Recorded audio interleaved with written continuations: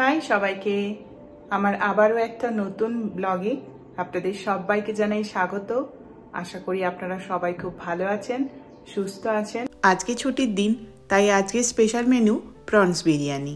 আর সেই প্রনস বিরিয়ানি বানাবার জন্য আগের দিন আমি চিংড়ি মাছটা ভালো করে কেটে ধুয়ে তার মধ্যে দই আর ধনে গুঁড়ো, জিরে গুঁড়ো, লঙ্কা গুঁড়ো, হলুদ গুঁড়ো আর দিয়েছিলাম পাতিলেবুর রস আর অল্প একটুখানি গোলমরিচ গুঁড়ো দিয়ে ওটাকে ম্যারিনেট করে আমি ফ্রিজের মধ্যে রেখে দিয়েছিলাম।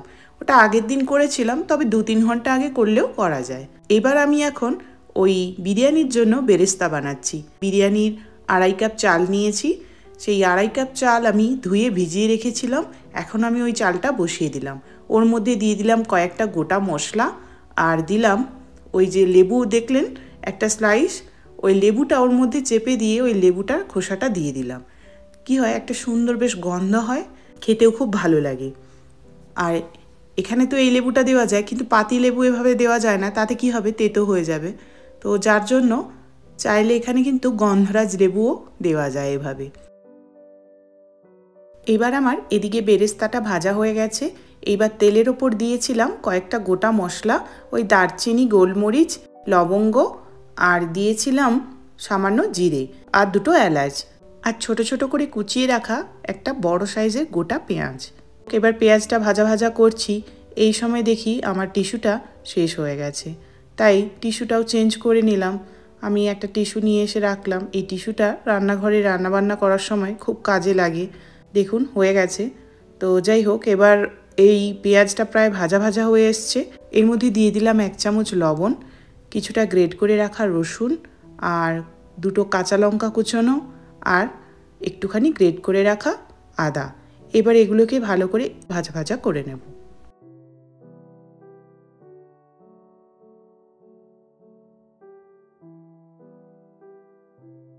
রসুনটা প্রায় ভাজা ভাজা হয়ে গেছে।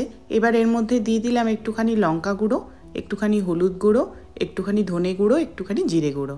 এবার দিয়ে সামান্য পরিমাণে জল দিয়ে এই মশলাটা আমি এখন কষিয়ে নেব। জানেন তো, এইভাবে প্রনস কারিও বানালে খুব ভালো হয় খেতে। তবে বিরিয়ানি এইভাবে বানালে কিন্তু খুব সুস্বাদু হয় খেতে।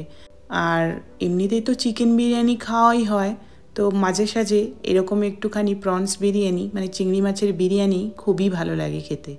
যাই হোক, এবার কুচিয়ে রাখা 2টো টমেটো আমি এর মধ্যে এখন দিয়ে দিলাম। দিয়ে এইবার ঢাকনা দিয়ে এটাকে আমি ভালো করে কষিয়ে নেব।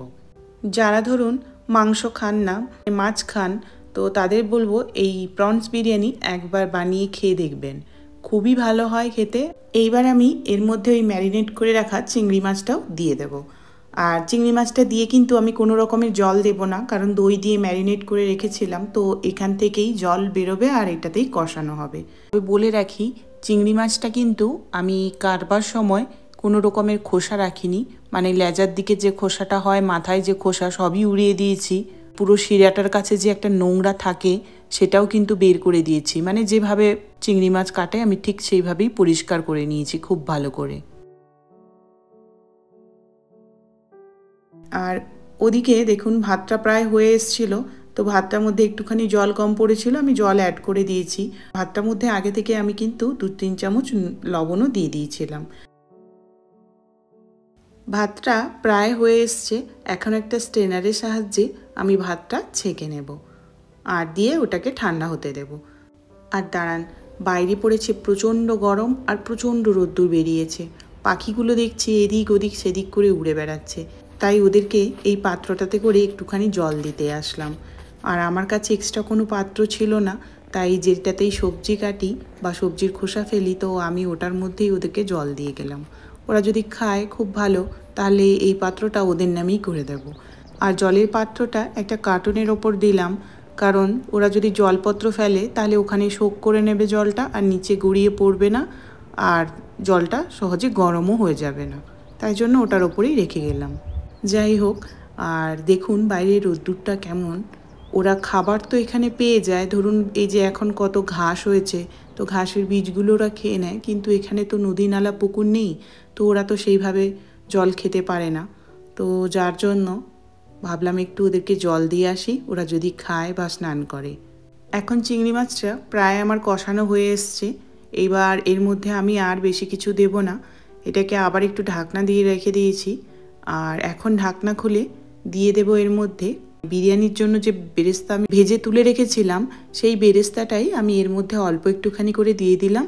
আর দিয়ে দেব এখন আমি বিরিয়ানি গুঁড়ো মশলা।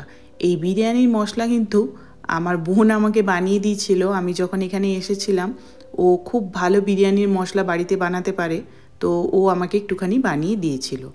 তো এই জারটার মধ্যেই দিয়েছিল এক জার, বানিয়ে বানিয়ে এখন প্রায় শেষের পথে। তবে ওকে আবার বলবো বানিয়ে রাখতে, যখন যাব তখন হয়তো নিয়ে আসবো আবার। আর সঙ্গে করে আমি সানরাইজের বিরিয়ানি মশলাটাও এনেছিলাম 2 প্যাকেট, সেটাও মাঝে মধ্যে ইউজ করি, কারণ সানরাইজের মশলাটাও খুব ভালো। কিন্তু তবে আমার বোনের বানানো মশলাটা ডেফিনেটলি বেশিই ভালো, কারণ ও বাড়িতে গোটা মশলা থেকে বানায়, তো তার গন্ধটা আরও বেশিই ভালো হয়। যাকে তো এখন এটা হয়ে গেছে, এটা এখন ঢেকে রেখে দেব। এইবার দেখুন চিংড়ি মাছটা হয়ে গেছে। এবার এর মধ্যে যেই ভাতটা আমি ছেঁকে রেখেছিলাম, ওই ভাতটা আমি এখন এর মধ্যে দিয়ে দিলাম। ভালো করে এই ভাতটা আমি এখন স্প্রেড করে দেব। এর মধ্যে কিন্তু আমি যে গোটা মশলাগুলো দিয়েছিলাম সেটা কিন্তু আমি আর ফেলিনি আলাদা করে। তেজপাতাটা আমি বের করে নিচ্ছি, কিন্তু বাকি মশলাগুলো এর মধ্যে রয়েছে এখন।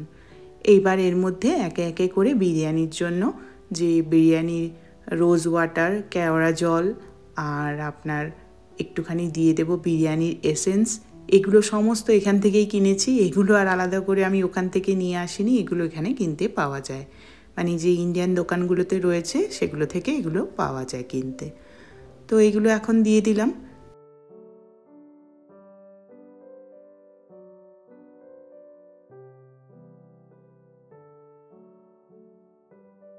আর এখন দিয়ে দেব আমার বোন যেটা বানিয়ে দিয়েছিল ওই বিরিয়ানির মশলাটা, আর দিয়ে দেব একটুখানি অল্প করে সানরাইজের গুঁড়ো মশলাও দেবো আমি এর মধ্যে। দিয়ে তারপরে আমি দিয়ে দেব বেরেস্তাগুলো। আর আগে থেকেই আমি দুধের মধ্যে একটুখানি কেশর ভিজিয়ে রেখেছিলাম, এখন সেই দুধটাও আমি দিয়ে দেব এর মধ্যে। দিয়ে কয়েকটা কাঁচা লঙ্কা দিয়ে দেব, আর তারপরে একটা ফয়েল পেপার মুড়িয়ে একদম লো ফ্লেমে আমি একে এখন 15 থেকে 20 মিনিট এটাকে দম দিয়ে নেব।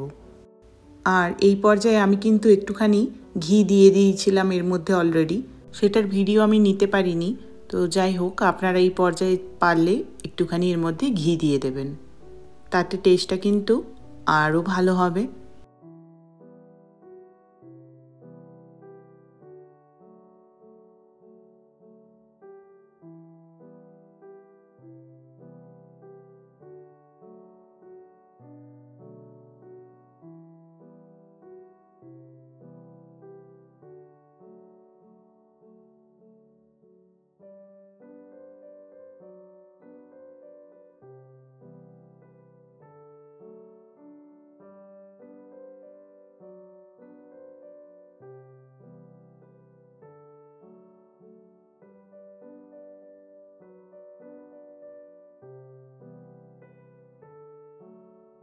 হয়ে গেছে দম দেবা, দাঁড়ান এবার এটাকেই খুলে নিই আর দেখি কেমন হলো।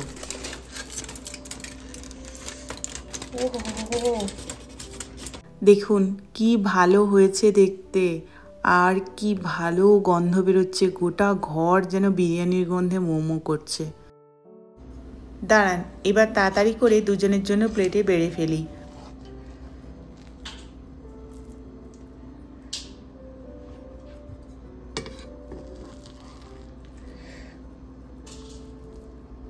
তাড়াতাড়ি বাড়ো, আর পারা যাচ্ছে না। জাগো, কি গন্ধ বেরিয়েছে! তাই বিরিয়ানি হাঁড়ি খুলে গেছে। দাঁড়াও, আর এরা ক্রেতারা আর দাঁড়াতে পারছে না, কাস্টমাররা। তাই সিরিয়াসলি কি গন্ধ বেরোচ্ছে, আমি নিজেই মানে আর পাচ্ছি না। দেখুন কালারটাও অসাধারণ হয়েছে, আর এই প্রনস বিরিয়ানি খেতেও কিন্তু খুব ভালো হয়, আর খুব তাড়াতাড়ি করে বানানো যায়। আর এই ছুটিপত্রের দিনে একটুখানি যখন বিরিয়ানি খেতে ইচ্ছে করে, বাড়িতেই বানিয়ে ফেলি, খুব তাড়াতাড়ি হয়ে যায়, আর খেতেও অসাধারণ হয়। বাইরেরটা তো বাইরের মতোই হয়, আর বাড়িরটা বাড়ির মতো, সেটা আপনারাও জানেন।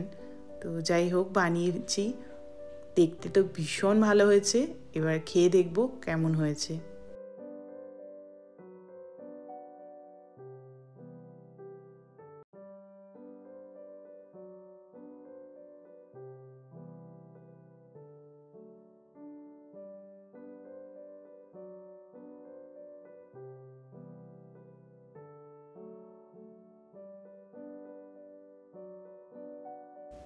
এখন বেরিয়ে নিয়েছি দুজনের জন্য। দেখুন প্লেটে সাজিয়ে নিয়ে বসে পড়েছি। নিয়েছি একটুখানি কোল্ড ড্রিঙ্কস, আর নিয়েছি দুটো ডিম সেদ্ধ, আর নিয়েছি কিছুটা আপনার স্যালাড আগে থেকেই আমি বানিয়ে নিয়েছিলাম, যখন ওই দম দিচ্ছিলাম তখনই স্যালাড বানিয়ে নিয়েছিলাম। এইবার চলুন খেয়ে নিই। কেমন? অসাধারণ। এরকম চিংড়ি। প্রনসটা খাও, কেমন হয়েছে? খুব সুন্দর।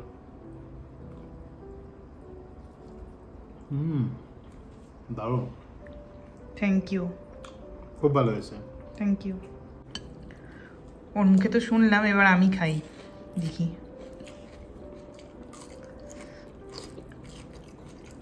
কি গরম গো।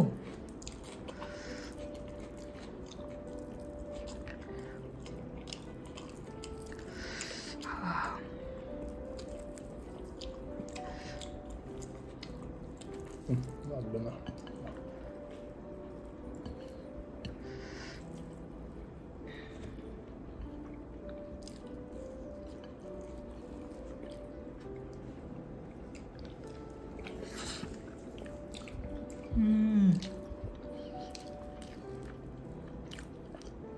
সিরিয়াসলি দারুণ হয়েছে। দুপুরবেলা এত সুন্দর বিরিয়ানি খেয়েছি, আর বিরিয়ানি খেয়ে ঘুম আসবে না সেটা তো হতে পারে না। ঘুম থেকে উঠে দেখি বারান্দায় কতগুলো পাখি এসেছে। দেখুন, কি জানি জল রেখেছি বলে এসেছে কিনা। আগে কিন্তু এতগুলো পাখিকে বারান্দায় বসতে একসাথে দেখিনি। জানালাগুলোও বন্ধ করা ছিল, তো বুঝতেও পারিনি যে ওরা জল খেয়েছে কি খায়নি। তো জলটাও দেখছি না, চারপাশে পড়ে আছে যে বুঝবো ওরা জল খেয়েছে। তো যাই হোক, যতদিন এইভাবে গরম থাকবে আমি একটু করে এইভাবে ওদের জন্য জল রেখে দেব।